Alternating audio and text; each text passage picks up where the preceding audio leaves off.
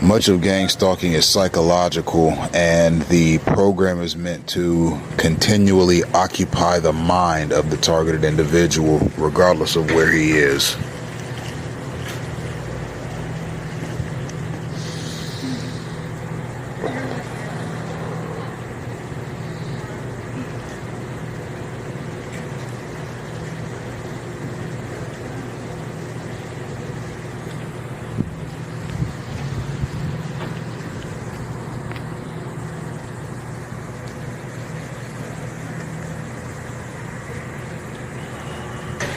As you can see, I'm perpetually by myself.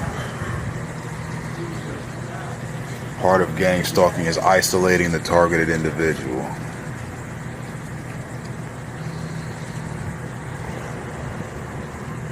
It's a control mechanism, above all else. And the control mechanism is not aimed at protecting the TI, but rather destabilizing him.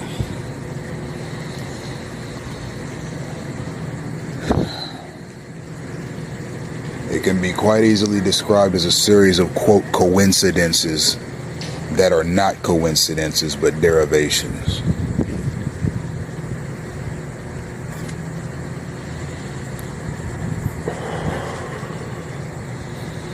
As you can see, quite a bit of activity since I stepped out here. As I left, a woman left the library and dropped something. That was synchronization.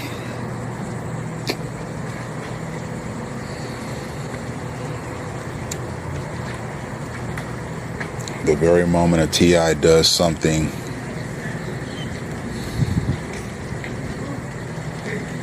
a stalker or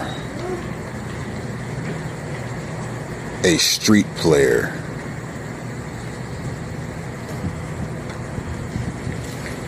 does something as well at the same time. Okay, I'm going to go ahead and step on out. I'm going to walk at a bit of a slower pace than I did, or than I usually do.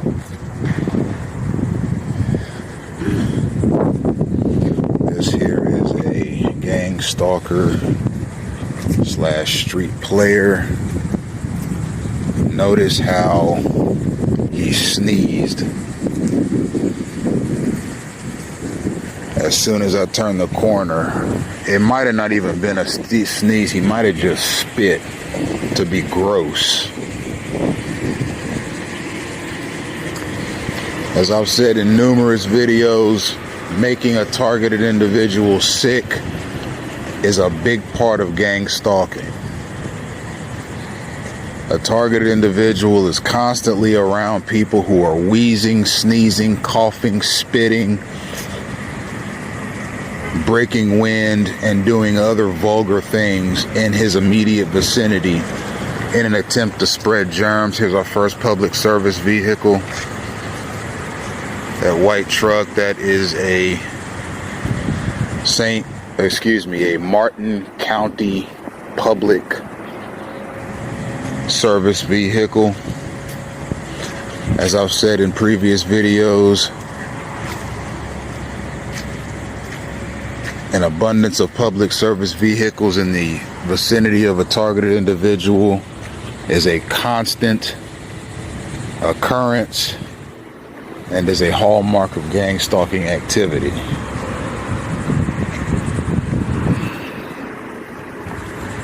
And mind you, all of the videos that I've uploaded to Twitter in the Gang Stalking in Action live video series are 18 to 30 minutes long.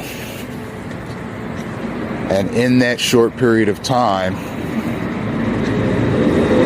at the start of each video, I accurately describe what I'm going to witness and experience during that time span. So I hope that serves as a testament to not only my status as a targeted individual, but to the reality of gang stalking and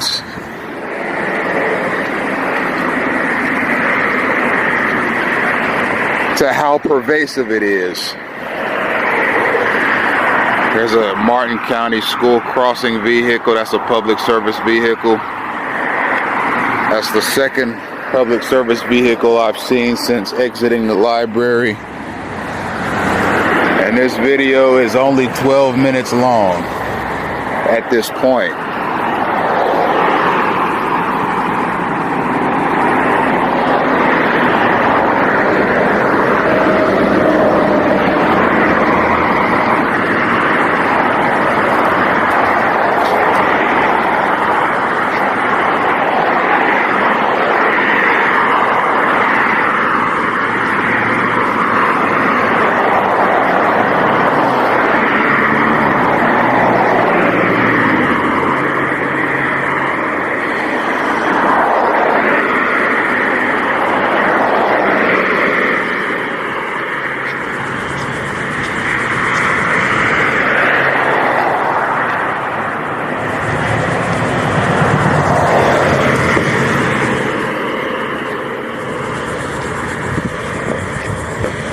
I want to talk some about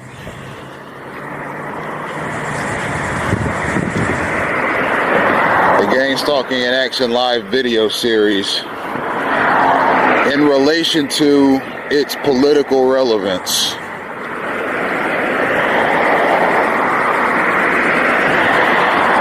For one, it's a potent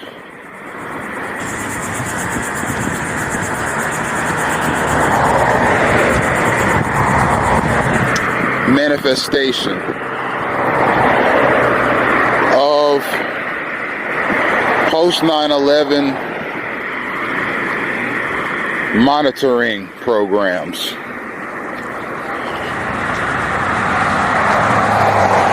Two, I know there are United States politicians that are aware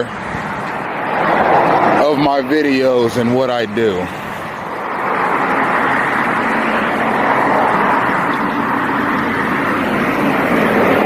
The Gang-stalking in Action live video series is a problem. No one wants to confront the fact that programs like this exist in the United States.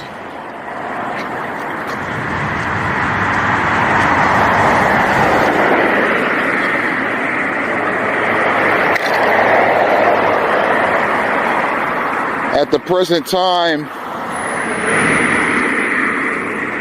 the United States Congress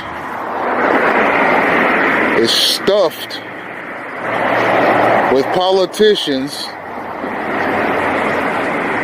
that are basically photo opportunity loving, synchronized space crowding right here. As soon as I get to a walkway or a driveway or anything that resembles a crosswalk, a car immediately swerves in front of me. That is an obstructive gang stalking mechanism, and one that I have documented at length in my videos. So back to United States politicians. I don't sense that they're very dutiful. They appear to enjoy their plastic surgery, their $600 haircuts, their $2,500 outfits, their expensive jewelry, their long limousines, their private jets, their big mansions, their book deals, their cable news appearances, their speeches in front of large groups of people, donations to their campaign, which are obviously important, their names in lights, their names in newspapers,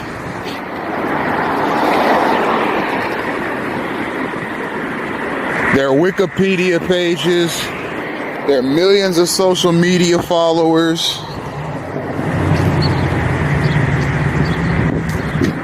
and just being worshipped in general, being admired in general, being desired in general.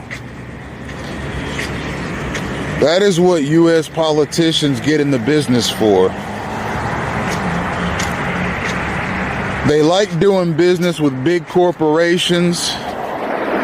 They like feeling important. They like feeling unique. They like feeling like heroes. They like feeling like gods. When an ugly issue that is very real, like gang stalking, rears its ugly head, they don't know what to do because they're paper politicians. They don't go after the tough stuff. They only want to go after the issues that'll get their names in the newspapers. Gang stalking has not been thoroughly researched. It's not politically sexy. You see, they'd rather talk about things like, well, what's Iran doing? Even though Iran has never seriously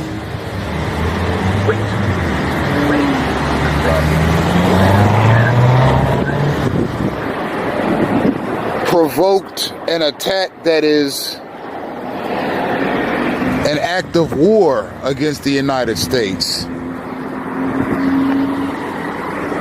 It's what's going on in those detention centers at the border.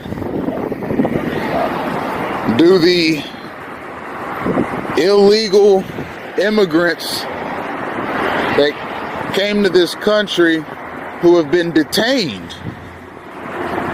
have everything they need in terms of their comfort? What's the climate change situation like these days?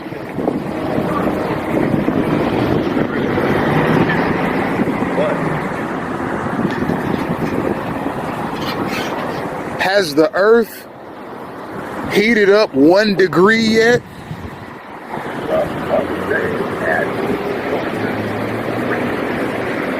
What about Donald Trump? Are we sure we can't find more reasons to accuse him of Russian collusion for the 2016 election?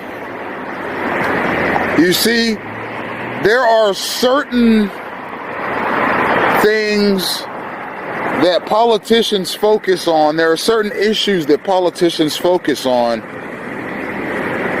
to keep their name relevant, to keep their name in lights, to keep their name in the papers, and to stay glamorous. When something like this comes along, when something like gang stalking comes along, it's, oh well, just go to the police about that. How many times do I have to show you on camera that the police not only facilitate gang stalking, but are involved in it? And I'm supposed to go to them and do what?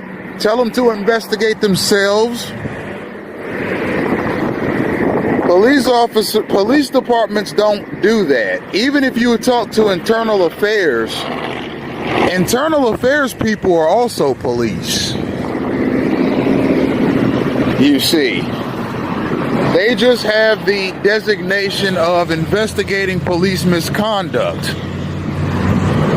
But at the end of the day, there are police officers shooting and killing people all around the country, and internal affairs is concluding that they did nothing wrong. You see, police officers are often held above reproach because of the nature of their job. A lot of people see it as dangerous.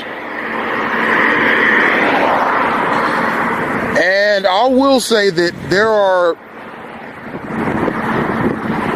inner city police departments or police departments that patrol dangerous inner cities like Baltimore, Chicago, New York City, Miami, Houston, LA, Oakland, and what have you, that are in dangerous situations. But the vast majority of the 765,000 police officers that are on patrol in America at any given time are in the suburbs and are very safe. Anyhow, I digress. This is not a matter for police. The gang-stalking mechanism is potentially international. It's something that has to be looked at by the governments of nations up to and including the United Nations. This program was obviously pork-barreled through Congress and done so through the votes of complacent politicians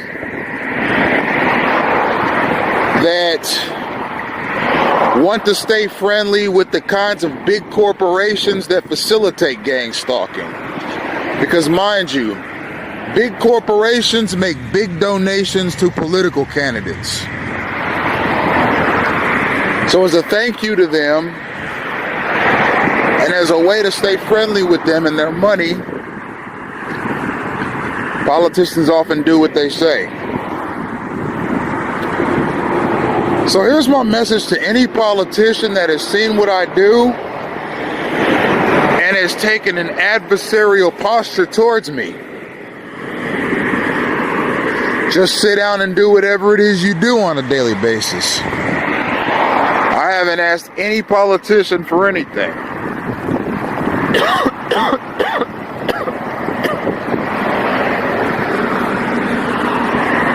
I've brought the gang stalking reality to the attention of one police department, and it wasn't even a police department, it was a sheriff's department, and I did it as I was filing a citizen's complaint against one of the deputies, and that's the Montgomery County Sheriff's Department in Montgomery County, Ohio. And that was 2.5 years ago. So, I don't expect U.S. politicians and U.S. law enforcement to see what I do. So our next public service vehicle, that white van there that just passed me, as I've said, it's a hallmark of gang stalking, and these people are not ready to approach gang stalking seriously.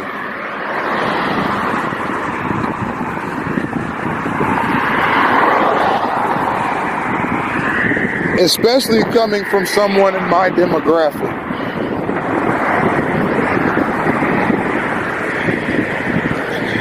Now, having said that, I'm going to say the same thing to anybody in the Department of Justice or any related agencies that have seen my videos and are not ready to do anything or are adversarial towards my project. Sit down and do whatever it is that you do. I haven't asked you for anything either. If you don't like what I do, you have the same rights under the Constitution of the United States that I have. You don't have to pay attention to what I'm doing. I'm going to keep documenting gang stalking until something is done about it. and until it's put into the public eye as an actual harmful, wasteful, and ill-conceived entity. So, if you're a politician and you like the glamour of your occupation, stay in it. Don't deviate. Don't look at anything else other than those issues that'll bring you publicity. If you're in the Department of Justice and you feel very good about what you do, and you'd rather focus on other issues, and I know there's a lot of crime in America, so the Department of Justice is constantly busy. Just keep doing what you do. There's another public works truck, that white pickup truck, and I'll keep doing what I do. And no, I'm not disappointed, because I know the nature of politics. It's a money game and a publicity game. And I fully expect United States politicians to stay in that mold. I'm going to keep recording. I'm going to keep posting. And that's just the bottom line. If this makes you uncomfortable, anybody in the political sphere or the law enforcement sphere, then good. It should make you uncomfortable. It's an ill-conceived entity that was unleashed on American society.